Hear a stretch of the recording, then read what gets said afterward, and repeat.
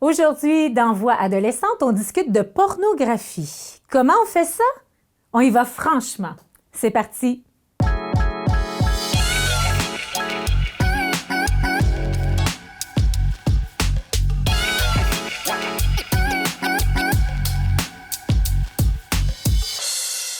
Est-ce que la pornographie, la sexualité, est-ce que ça fait partie des sujets chez les jeunes ou est-ce qu'il y a des préjugés par rapport à ça? Ben, je sais que. Ça fait partie des sujets, des ceux qui se passent cool. Ouais, c'est ça. Ouais. Je sais qu'il y en a qui disent Ah, moi j'ai plus de condoms que toi. Ah non. Ok, ouais. Non, mais- Ça, non, c'est mais- juste dans votre classe, Non, excuse-moi. non.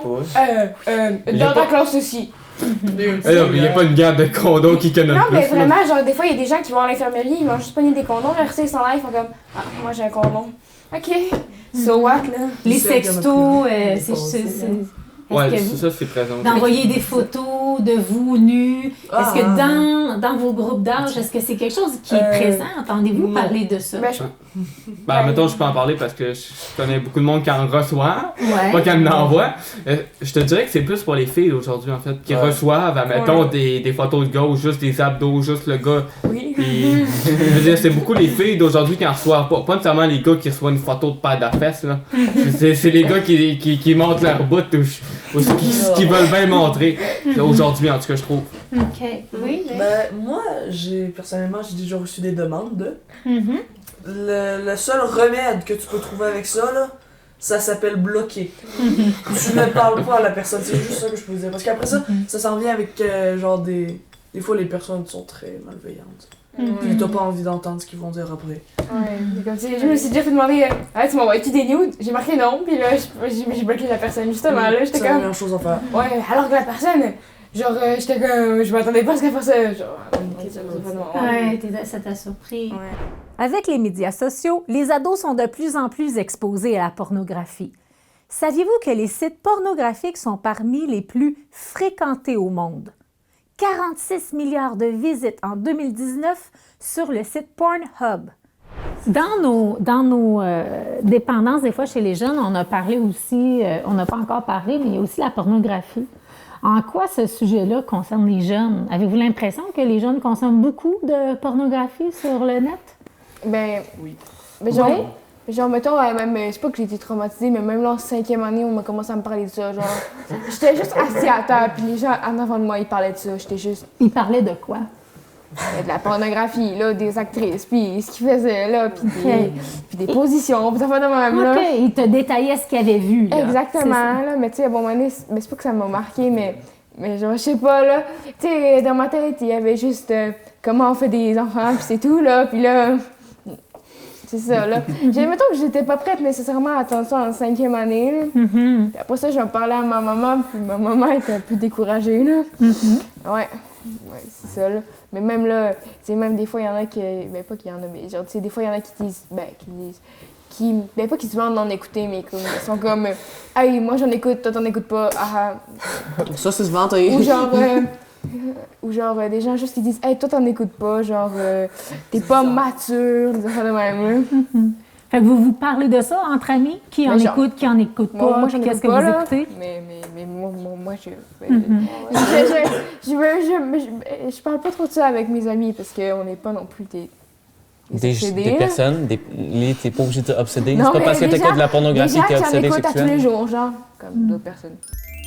Saviez-vous que les hommes, en moyenne, regardent pour la première fois de la pornographie sur Internet entre 11 et 14 ans? Mais certaines preuves du milieu médical démontrent que ce serait plutôt entre 8 et 10 ans. En passant, 10 ans représente l'âge de la 5e année du primaire. Pas que j'ai été traumatisée, mais même là, en 5e année, on m'a commencé à me parler de ça. Loïc, toi, est-ce que tu trouves que les jeunes consomment beaucoup de pornographie? Oui? Es-tu un consommateur?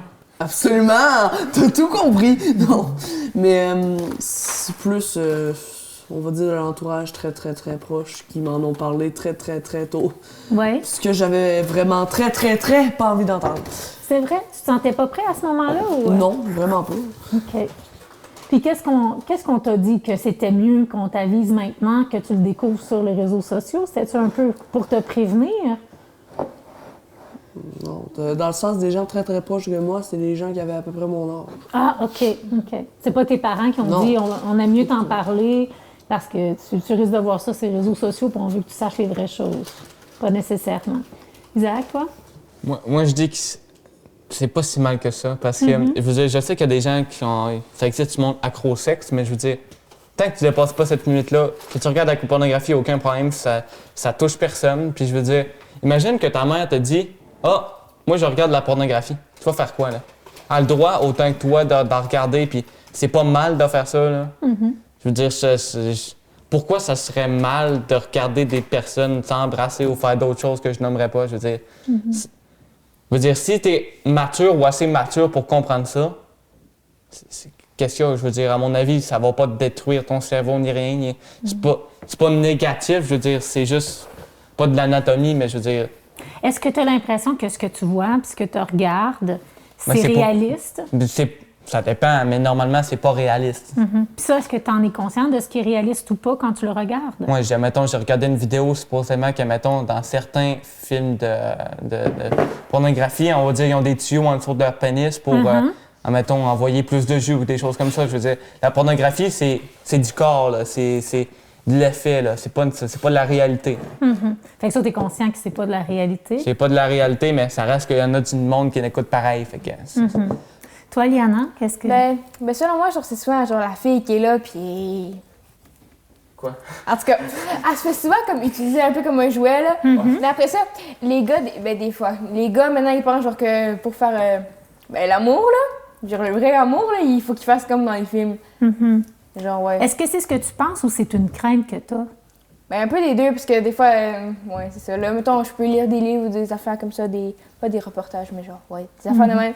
Puis des fois, il y a des gens qui disent comme, ouais, moi j'ai fait ça, mais au début, je pensais que c'était correct, mais finalement, c'était pas correct. Oui. Fait que dans le fond, toi, tu as l'impression que ben, t'as une certaine crainte de qu'il y ait des gars ou des filles qui regardent ça, qui pensent que c'est ça la réalité. Exactement. Qui se mettent à avoir des relations sexuelles en prenant ça comme modèle, puis que finalement, c'est pas ça du tout, puis que ça donne pas des relations, on va dire, saines, harmonieuses et agréables. là. C'est ça? Étienne? Ah, ben, c'est ça un peu. Tu sais, quand les jeunes la regardent, quand ils arrivent pour leur première fois, ben, tu sais, ils s'imaginent que ça va être comme la vidéo qu'ils ont vue. Fait que, tu sais, ils se mettent de la pression. Puis... Mais c'est ça, je pense pas que c'est plus une dépendance pour les jeunes que pour les adultes. Là, tu sais, je pense que... Est-ce que vous trouvez que c'est trop accessible, la pornographie? Oui. Oui. Oui. J'ai eu plus que 18 ans. Puis là, je me dis, oui, ça fait 18 ans. Fini! Ça, c'est trop accessible. Avez-vous l'impression qu'on vous présente des rapports égalitaires dans la pornographie ou qu'on installe des rapports inégalitaires? Isaac? Bon, OK, je vais parler de Dans deux les choses. Je vais observations, parler de deux là. choses. Là. Je vais commencer par le point lié. Genre des relations malsaines, mais la question, c'est quoi une relation malsaine? Je veux dire, c'est pas parce que tu as regardé une vidéo et tu as fait ce que tu avais dans une vidéo que c'est malsain. Là. C'est quoi malsain? Là? Je veux dire, aujourd'hui, ça peut être correct comme ça peut être pas correct. Là. Je veux dire, est-ce que tu es d'accord? Oui. Est-ce que je suis d'accord? Oui.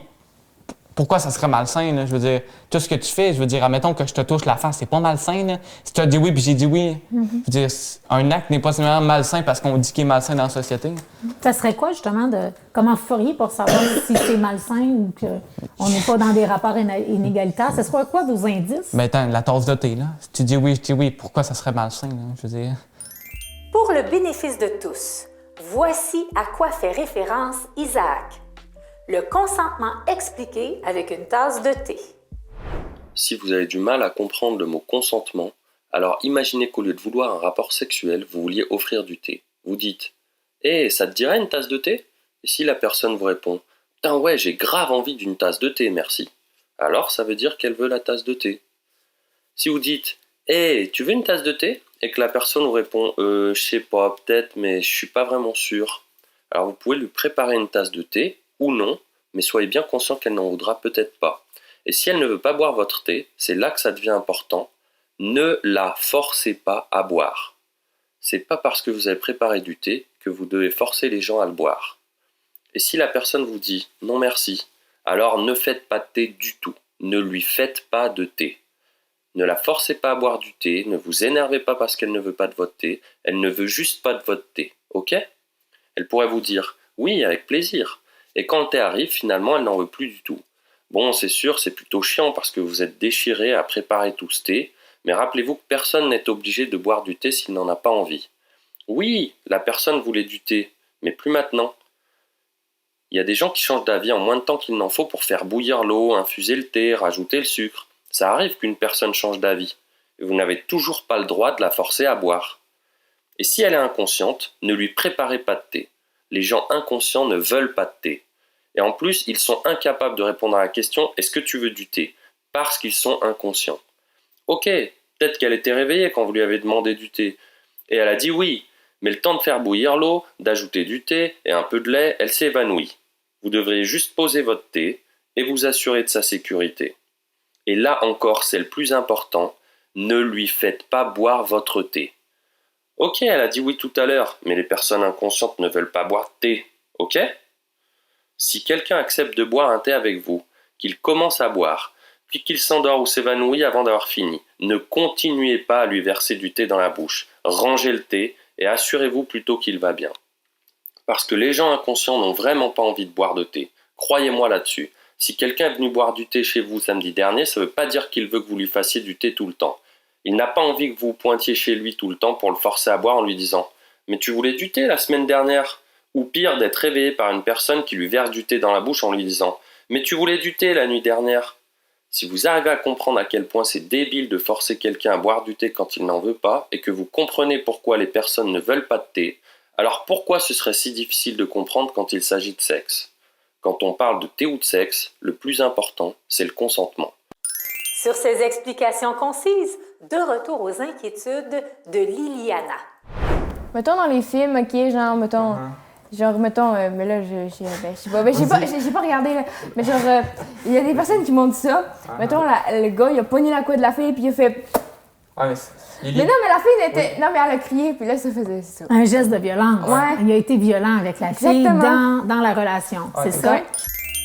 Une des études les plus citées et respectées dit que 90% des vidéos pornographiques les plus populaires contenaient au moins un acte agressif. Mais dis-toi, Lee, que la fille, elle a dit oui avant pour ça, puis j'ai regardé des vidéos, c'est un script, là. C'est littéralement un script. Il y a quelqu'un qui a écrit le script d'avance. Puis là, je veux dire, la fille signe même un papier pour dire qu'elle est consentante avant. Puis ce que tu veux pas faire, elle le fait pas. La fille, elle rentre sur le plateau, ce qu'elle veut pas faire, elle le fait pas. Puis ce qu'elle veut, la pornographie, c'est pas autant illégal que certaines personnes pensent. Quand les jeunes regardent la pornographie puis qu'ils regardent, mettons, qu'il y a de la violence à l'intérieur, quel effet ça peut avoir sur les comportements? Ben là, après ça, ils vont le faire avec la personne. Oui, ça peut avoir cet effet-là de reproduire. C'est comme un contre-argument un peu. On dirait que tu dis la même affaire sur des jeux vidéo. Tu sais, là, dans les jeux vidéo, là, tu joues à Fortnite. Oui. Tu sais, c'est des gens, tu fais ça la même affaire, il me semble que non. Non, mais c'est parce que, mettons, là, c'est comme un jeu vidéo, tu sais que c'est pas réel. Mais quand tu vois deux personnes, mettons, le faire, Ouais. puis tu sais, c'est des vraies personnes qui ont l'air d'avoir du plaisir, tu sais, à un moment donné. Il faut savoir que parmi les nombreux effets négatifs attribués à la pornographie, il y a le fait que le consommateur banalise les actes de violence sexuelle. Étant donné que vous êtes jeune, que vous avez moins de repères, vous avez eu moins d'expérience de relations sexuelles, vous débutez votre développement, vous êtes dans vos premières relations, bien, vous n'avez pas le repère de exactement c'est quoi la relation saine, à quoi ça devrait ressembler, vous ne vous connaissez pas à 100%, c'est difficile de s'affirmer dans nos premières relations. Tout ça ensemble peut peut-être vous amener un oui-non, là, hein, dans un certain consentement, ou de vous donner une impression que si je le vois, que comme tu disais, Liana, ça ressemble à le gars, la fille, ils ont l'air consentants, ça a l'air de se faire de même, ils présentent ça. Alors, c'est peut-être vrai. Alors, c'est-tu comme ça je dois faire ou pas? Comme Étienne dit, ça peut mettre une certaine pression à ce que je fasse ça, puisque tout le monde voit ça, ils doivent s'attendre à ça. Fait qu'effectivement, ça peut influencer notre perception, vu qu'on n'a pas tant de repères que ça, là. Oui, Isaac, tu voulais ajouter? Je peux-tu te poser une question? Oui. Pour toi, c'est quoi une relation saine? Mais là, relation saine, c'est une relation avec du respect. Hein? Fait qu'il faut s'assurer de la définition du respect, puis comment la personne avec qui je partage ce moment-là, c'est quoi ses limites, c'est quoi ses besoins, qu'est-ce qu'elle veut pas, puis est-ce qu'elle est consentante au moment où si elle est en boisson, si elle est dans une position de vulnérabilité, elle ne se sent pas bien tant que ça ces temps-ci. Il faut que je m'assure de tout ça pour savoir. Fait que des rapports égalitaires, c'est vraiment où ce que je me sens respectée. Et pas parce qu'une personne a accepté une relation intime, puis elle a accepté de se faire telle chose, que ça voudrait dire que le nouveau partenaire ou la nouvelle partenaire accepterait ça. Ça va dépendre des limites de chacun, puis ça, il faut en prendre connaissance avant les rapports intimes, puis connaître la personne. Donc, le consentement, il faut s'assurer qu'il soit éclairé, puis que la personne est en état aussi de dire ce consentement-là. Pour ou contre? La pornographie comme moyen d'éducation sexuelle. Pour ou contre? Brandon. Contre parce que c'est pas de la réalité, là, c'est juste fake. C'est pas une vraie relation, genre. OK, parfait. Donc, on va essayer de donner des nouveaux arguments. Brandon a pris celui-là. Je voudrais d'autres arguments si vous choisissez pour ou contre. Des fois, ça peut être très, très, très violent, qu'on peut aller dans un sens où c'est que c'est pas quelque chose qu'on devrait apprendre aux enfants. C'est pas un... Pornographie, ça peut être violent, faudrait pas montrer ça aux enfants parce qu'ils pourraient prendre exemple sur ça. Parfait, c'est pour ça que tu es contre, c'est ça? Tu t'assois sur le sofa contre. Donc, je veux des nouveaux arguments, je vous fais travailler. Je vais faire de mon mieux là, pour essayer de dire un nouveau argument. Là. Et moi, je suis contre parce que, une relation, c'est pas juste basé sur le sexe. Genre, tu sais, il y a d'autres choses aussi, genre se parler, puis, je sais pas, là, avoir d'autres intentions que juste être sur le sexe. Puis, genre, tu sais, le sexe, ça peut être différent pour plusieurs personnes. Fait que, ouais, c'est ça. Alors, tu dis pour ou contre, la pornographie comme moyen d'éducation sexuelle? Je suis contre. Tu contre. Ouais. Parfait. Étienne? Moi, j'ai plus d'arguments à dire contre, fait que m'en faire comme je serais pour. Si, genre, t'en regardes pas, genre, tu vas peut-être pas savoir, genre, quoi faire au lit, fait que c'est peut-être bon, genre, de t'éduquer en regardant. OK. Fait que toi, tu choisirais pour. Parce que tu n'as plus d'arguments contre, c'est ça, j'ai compris. Ah, c'est ça. OK. Isaac? Moi, je me mets pour parce qu'en fait, je veux dire, tes parents vont t'en expliquer une partie, en tout cas, mes parents ont fait ça, mais ça reste que du côté pratique, est-ce qu'ils vont te montrer à faire certaines affaires qu'ils font? Ou genre, pour que ça marche? Non! Trompe-toi pas de trou, là! Je veux dire, il y a quand même une utilité. Que dire de plus? Merci, Isaac, pour ton humour. C'est ça, parler des vraies affaires. Avec l'humour, comme le fait Isaac, tout passe mieux. Dans le prochain épisode, on discute de la répartition des tâches à la maison et de la pression qu'ils reçoivent de nous, les adultes. À bientôt!